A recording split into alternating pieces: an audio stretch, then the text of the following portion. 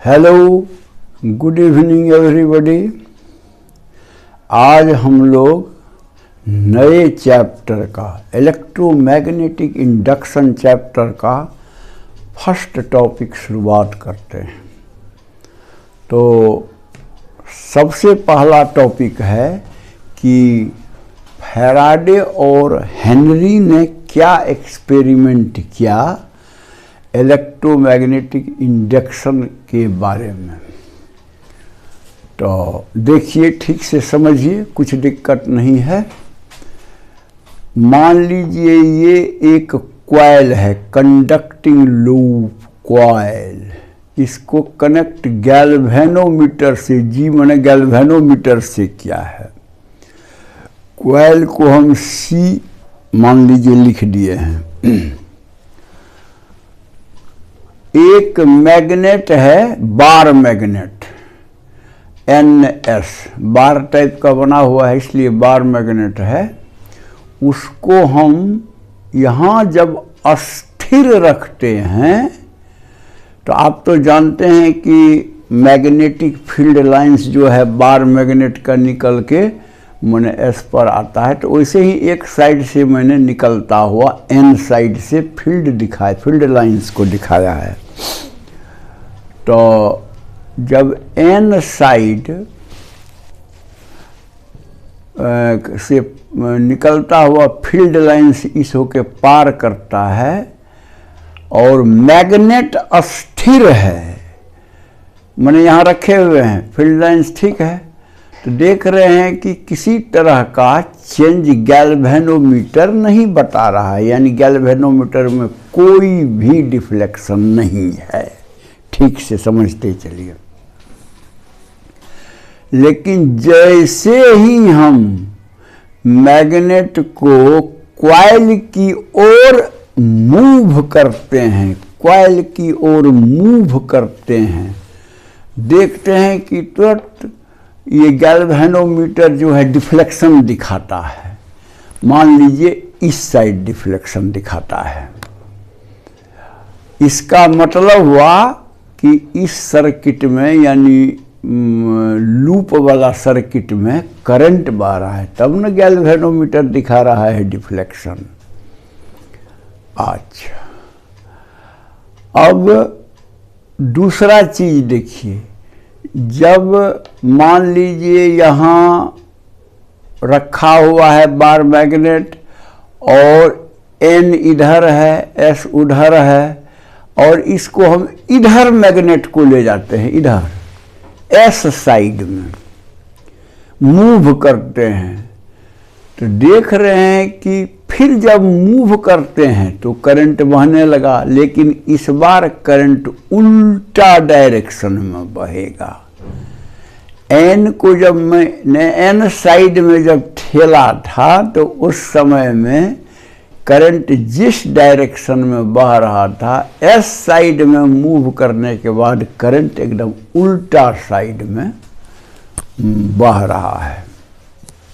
अच्छा, ये तो एक ऑब्जर्वेशन हुआ। दूसरा ऑब्जर्वेशन ये हुआ कि मान लीजिए अब मैग्नेट नहीं है, उसके बदले करंट कैरिंग एक ठो कॉइल हम रखते हैं। कॉइल एक रखते हैं जिसमें कि हम करंट बहाते हैं। तो करंट बहाते हैं तो ज्यों-ज्यों उस कॉइल में करंट चेंज करेगा कि इस कॉइल में भी करंट मतलब जो बहने लगेगा। करंट जब उस कॉइल में अस्थिर होगा तो इसमें कोई करंट नहीं बहेगा, गैल्वेनोमीटर कोई डिफ्लेक्शन नहीं दिखेगा। लेकिन अगर इस कॉइल में करंट बदलता जाए तो इस कॉइल में भी करंट बहना शुरू हो गया। उसी तरह से अगर मान लीजिए कि ये जो कॉइल है, इसको हम मैग्नेट की तरफ, मैग्नेट अब अस्थिर कर दीजिए, या जो करंट कैरिंग कॉइल अस्थिर कर दीजिए। इस कॉइल को आप मैग्नेट की ओर ले जाइए, या मैग्नेट से दूर ले जाइए, मैग्नेट अस्थिर रखिए, फिर भी वही बात हो रही है। मतलब जब मान लीजिए नज़दीक करेंगे कॉइल को तो एक साइड में कोई डायरेक्शन में करंट बहा, और जब दूर करेंगे तो उसका अपोजिट डायरेक्शन में। तो इससे पता चलता है, फैराडे और हेनरी वगैरह ने पता लगाया कि करंट बहने का मुख्य कारण ये relative motion between coil and magnet या कॉइल एंड कॉइल है। क्योंकि देख रहा है कि जो मोशन जब रिलेटिव होता है, अस्थिर रहता है, तो दोनों कुछ नहीं होता है। कोई एक मूव कीजिए या दोनों को मूव कीजिए मान लीजिए, तब करंट बहना शुरू हो जाता है।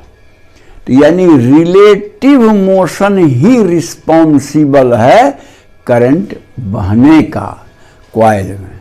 लेकिन इस एक्सपेरिमेंट के बाद भी फैराडे ने एक बहुत अच्छा और एक्सपेरिमेंट किया। क्या किया? देखिए, कॉइल वही है, मान लीजिए एक C1 एक C2 कॉइल है, इसमें सिर्फ गैल्वेनोमीटर है, इसमें एक बैटरी लगा हुआ है B और एक की दिया हुआ है। की मान लीजिए कि बाहर है रखा हुआ। पहले उन्होंने देखा कि जब की को प्रेस किया जाता है तो जिस टाइम तक प्रेसिंग होता है यानी उसमें घुसता है, तब तक करंट जो है इसमें बहता है कॉइल में, तब तक करंट बहता है कॉइल में। लेकिन जब जा कर के वो फिक्स हो गया तो करंट कॉइल इस कॉइल में कोई भी मतलब जो करंट नहीं बहता है। ठीक से फिर समझिए, दो कॉइल रखे हुए हैं अगल बगल, एक में गैल्वेनोमीटर है, दूसरे में एक बैटरी और एक की है।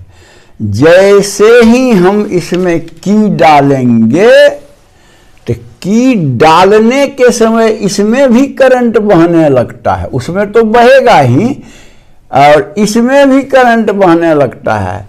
लेकिन जब की एकदम पोजीशन में आ गया तो इसमें करंट बहता है, इसमें करंट नहीं बहता है। उसी तरह से जब अस्थिर हो जाएगा कि, कहने का मतलब आपने देखा कि इसमें तो करंट बहेगा लेकिन इसमें करंट नहीं बहेगा। उसी तरह निकालने के समय में जितना देर हम निकालते हैं उतना देर करंट इसमें भी बहता है और इसमें भी बहता है।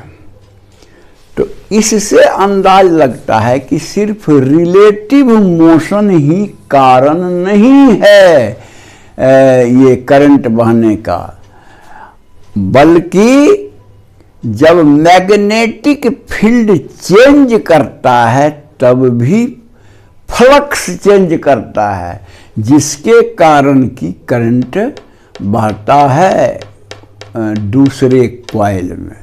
कहिएगा कैसे? तो जैसे आप डालिएगा कि तो पहले थोड़ा सा टच करेगा, मैग्नेटिक फील्ड तो है नहीं, तो जैसे ही डाल करंट बहेगा तब ना मैग्नेटिक फील्ड होगा। तो कहने का मतलब जैसे ही डाले कि बी का वैल्यू 0 से बढ़ना शुरू होगा और जब अस्थिर हो गया डाल करके, मान ले थोड़ा ही समय लगा, बहुत थोड़ा समय, लेकिन उसी डालने के समय में झटका लगता है। गैल्वेनोमीटर यहाँ पर दिखाता है कि ये करंट बह रहा है इस कॉइल में, सिर्फ डालने के समय में।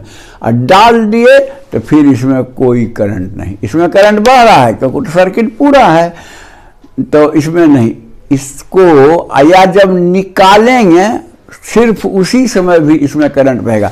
इसका मतलब है कि जब हम डालते हैं तो मैग्नेटिक फील्ड 0 से मैक्सिमम वैल्यू पर पहुंचता है और जब हम निकालते हैं उस समय में मैक्सिमम से 0 होता है। यानी मैग्नेटिक फील्ड चेंज करता है और मैग्नेटिक फील्ड जैसे ही चेंज करेगा तो इसका मतलब फ्लक्स भी चेंज करेगा, क्योंकि फ्लक्स बराबर मैग्नेटिक फील्ड इनटू एरिया होता है।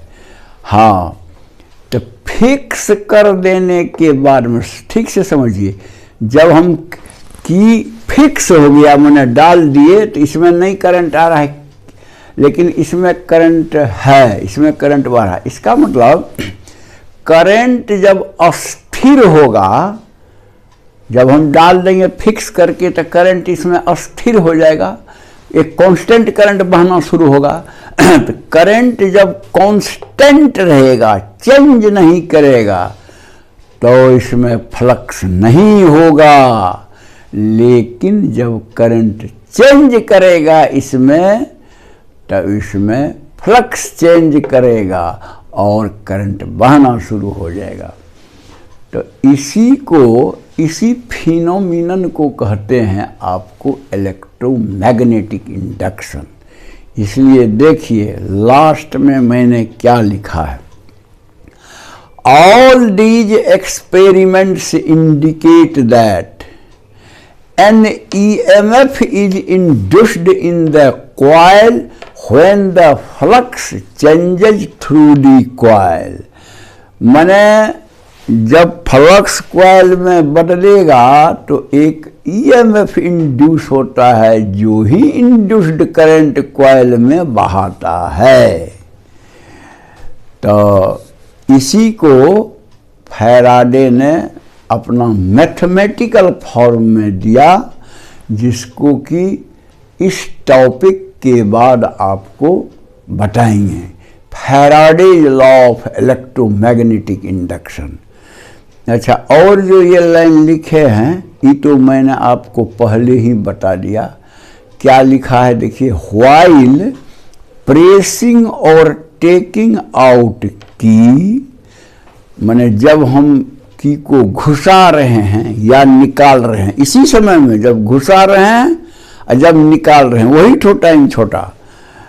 टेकिंग आउट की the magnetic field changes from 0 to maximum value और वाइस वर्सा रिस्पेक्टिवली।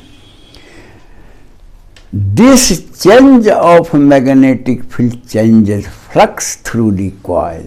कहने का मतलब ओवरऑल ऐसा समझिए कि कॉइल हो के जो भी प्रोसेस से आप समझिए, चाहे आप करंट चेंज करते हैं या मैग्नेट लाके चेंज करते हैं, फील्ड लाइंस अगर चेंज किया, फ्लक्स चेंज किया किसी कॉइल हो करके, तो उस कॉइल में करंट इंड्यूस हो जाता है, क्योंकि उसमें EMF इंड्यूस हो जाता है और कंडक्टर है, उसमें करंट इंड्यूस्ड करंट बहने लगता है। इसीलिए इस टॉपिक का नाम है इलेक्ट्रोमैग्नेटिक इंडक्शन, जो ये महान साइंटिस्ट सब, फिजिसिस्ट सब ने इसे प्रूफ किया।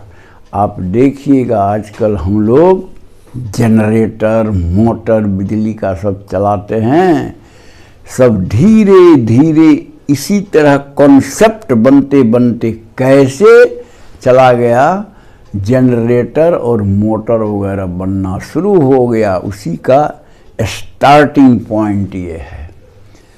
तो मैं समझता हूँ कि आपको क्लियर हो गया होगा। अगर नहीं तो एक आध बार और वीडियो को ठीक से देख लीजिएगा, और अगर पसंद आता है तो लाइक कर दीजिएगा। जो सब्सक्राइब नहीं किए हैं वो बंधु थोड़ा सब्सक्राइब करके बेल बजा दीजिएगा, ताकि हमको भी वीडियो देने में अच्छा लगे। और आप पढ़िए, बढ़िया से पढ़िए और समझिए।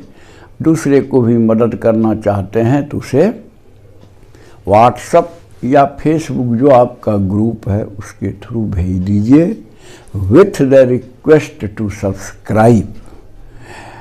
That's all. Thank you.